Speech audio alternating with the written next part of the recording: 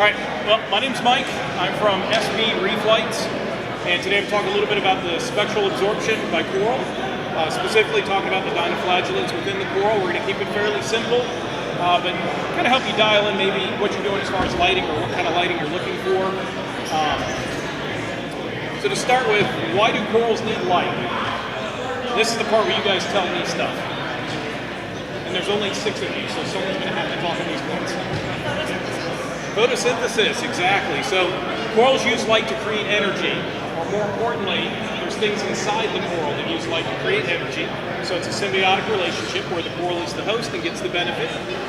Corals can get up to 90% of their energy needs from light, or from that symbiotic organism that lives inside them. Most corals are harvested in water that's 30 to 90 feet deep. So if we look at the available light spectrums in that range, that gives us a little bit of clue of what we might be working with. And of course, that can also be changed not only due to regular absorption, but also in turbid conditions. So there's times when we get very shallow water coral and we figure, oh, they can have high light, and they don't do very well. And it's because of the turbidity of the lagoons they live in, where they're not able to get as much light. So what is dinoflatulence? Does anyone know what that is? You know what it is, don't you? Yep, it's a dinosaur fart. More importantly, what is a dinoflagellate? So just kind of funny, we have people come in the store all the time, or that talk to us through the website, or call us about lights or anything else, and they'll say dinoflagellates. And we're like, well, you're not quite saying it right. Oh look, it's still a dinosaur though. I don't know if you guys have seen these online, they're kind of cool. The dinoflagellates will bioluminesce, so it's kind of a cool little kit they sell. But dinoflagellates are a large group of flagellate Eurycodes that constitute the phylum Dinoflagella. Most are marine plankton. In fact, it's one of the largest groups of animals or creatures on the planet. They're common in freshwater habitats as well as marine. Their populations are distributed based on temperature, based on salinity, and depth.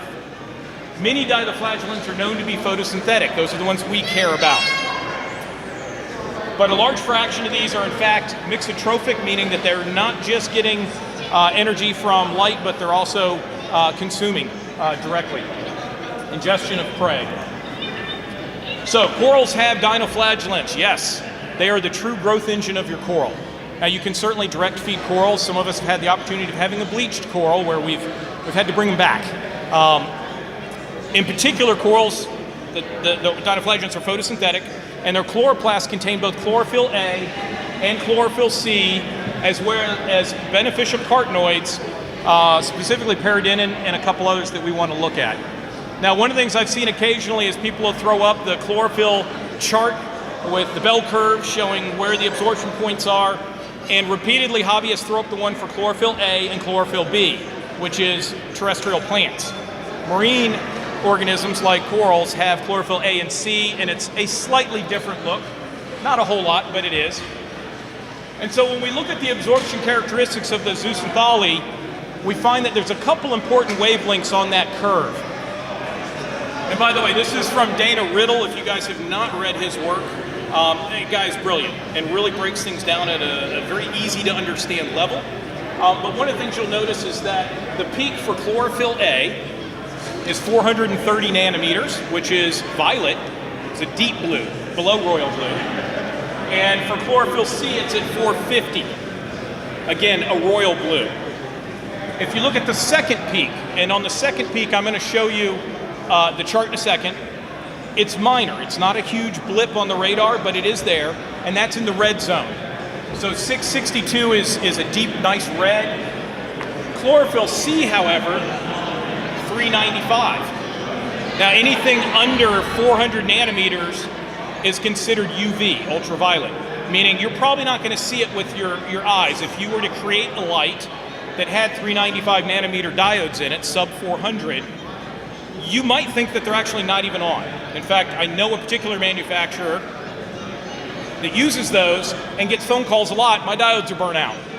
No, actually they're not. Put a piece of paper under there. What do you see? Oh, I see a reflection. They're on. It's just your eyes aren't sensitive at that range, but the coral is.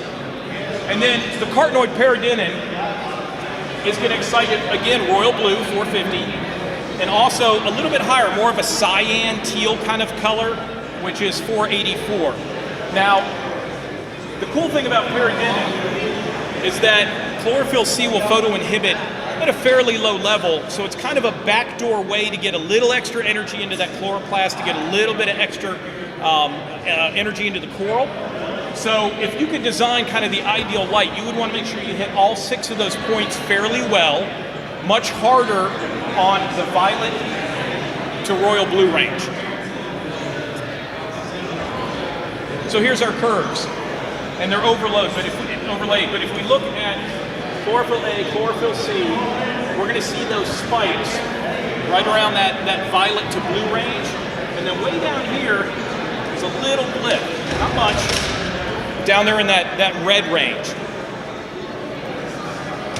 So what does that mean as far as if we were to design a light? Could I conceivably make a light that had nothing but blue and a little bit of red, which gives us a nice purple look to our tank? Aesthetically, it would look like garbage. But would it grow coral? And the answer is yeah, actually it would, and it would grow it pretty well. Now there's some argument to say that the other wavelengths have other effects besides growth in terms of triggering spawning or getting additional energy, but those are probably by far the most important spectrums. Now, if you have too much red, what happens? What do you guys think? Nuisance algae, exactly. So sometimes too much of a good thing can be a good thing. There's also been some studies on several different corals, mainly on parietes, that have shown too much red will actually create a density issue, almost like a bone density issue in the corallites of corals, and they become brittle, they'll self-frag. And so sometimes people that are running lights that are a little too warm will notice that, oh my gosh, my corals are growing a little thinner, not as stocky, they're breaking a little bit easier. So again, some is good, but not necessarily a lot is better. So you want to find that nice spot. So can I run blue all the time? Now, I know some people that run blue all the time. Makes for really pretty corals. You're going to limit your growth a little, but for the most part, it's a sound concept. You could run blue all the time, but again, you're leaving a little bit on the table if you don't have that red in there, and maybe even a little bit of the other warm spectrums. So what is the longest photo period I can run? How long do you guys run your lights? 10 hours? How about you? 12 hours? Okay. So here's an interesting thing. When we design the perfect light, we think about, we want 7 bands of temperature control or color, we want built-in timers, we want Wi-Fi, we want all this fancy stuff. And your corals are sitting down there caring about only one thing. How many photons do I get today and what's the wavelength? It's really that simple. So there's different ways to get the same effect. You can run higher power for a shorter photo period, or you can extend it out to a longer photo period with less power and get similar results. Now, your Zooxanthellae doesn't start to synthesize until after 5 hours of light, and anything after 11, it's pretty much shut down again. So if you run more than 11, you're not really helping growth. If you run less than 5, you're not giving it enough to start working. So there's a sweet spot, but it's a pretty wide sweet spot. So if you want a longer photo period, maybe you work a long day and you want to be able to enjoy tank when you get home, feel free to do that, but adjust your intensity. Corals don't lie. They will tell you when they're getting too much light. You're going to see them turn pastel and eventually bleach out. At the same time, if they're not getting enough light, they're going to brown out. That means they have more Zooxanthellae inside. A brown coral is a healthy coral. There's nothing wrong with it other than it's just not pretty. What's the difference between pure and par? Now this is a subject that's kind of near and dear to me. There's a lot of conversation on the internet about par. How much par does this light put out? How much par do I need to put this coral in? Here's the problem. If we back up, there we go.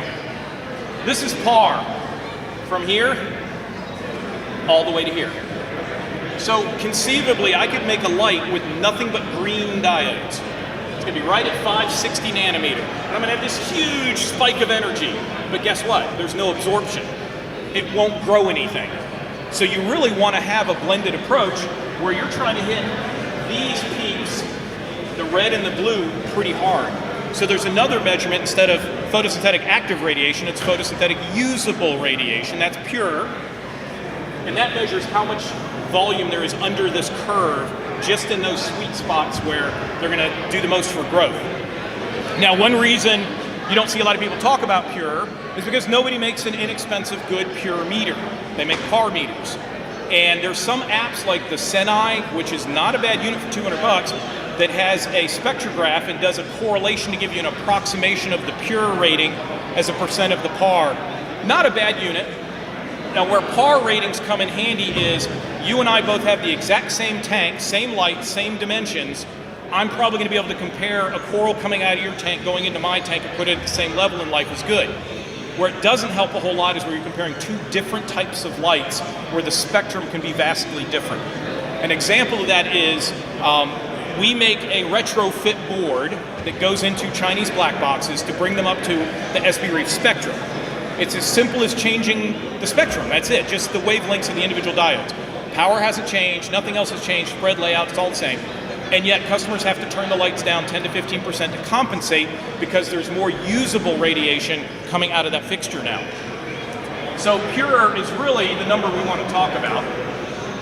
This thing's touchy. And is par useful? Again, it is as a general comparison because it's kind of all we have for the most part. But we really want to take it and kind of look at the curve that light's put out and say how much of that is actually in a spot where I can use it to get my corals to grow. All right, so corals crave light. We know that now. What else do they crave? Well, they do crave food. Feed your corals twice a week for best results. There's been several studies showing if you feed your corals more than twice a week, for the most part, they will take the food in and then they expel it again. They're not utilizing it as efficiently. So anything more than twice, you're just putting more load on your filter and you're probably just fine. Now that may change coral to coral, especially with some LPS. You can feed them pieces of silver side and they tend to do really well. But for the most part, broadcast feeding twice a week is really all you need. Feed after lights out if you can for your corals. So I've had a lot of people go, well, my corals have a lot of polyp extension during the day. That means they're hungry, right? No, not really. What corals do is they use those polyps to create more surface area to absorb more light. A lot of times heavy polyp extension means I'm not getting enough light, move me up a little bit. Over time, corals can kind of figure out that you're feeding during the day, but the best time to feed is a little bit after the lights go out, and then tease the tank. So take your frozen coral food, or if you're using reef chili, reef roids, whatever, pour a little in and walk away. 15, 20 minutes. Wait for all those feeders to come out, and then go back and dump the rest in, do your spot feeding, and you're gonna get a lot more use out of that food, use less food and have better results. So a couple conclusions about lighting in general is you're gonna run your lights anywhere from 8 to 12 hours a day for best results. Ramping does not improve growth. It does allow a longer photo period, but having a smooth sunrise, sunset, again, the corals don't care, okay? Place corals according to the par level because that's what we have to work with, but watch your corals. Corals don't lie. They're gonna tell you if they're happy in that spot or not.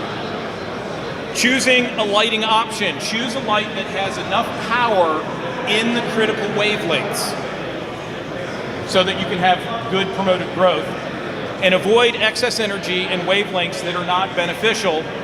So for example, green, yellow doesn't improve growth a whole lot, but can you have a light with no green and no yellow?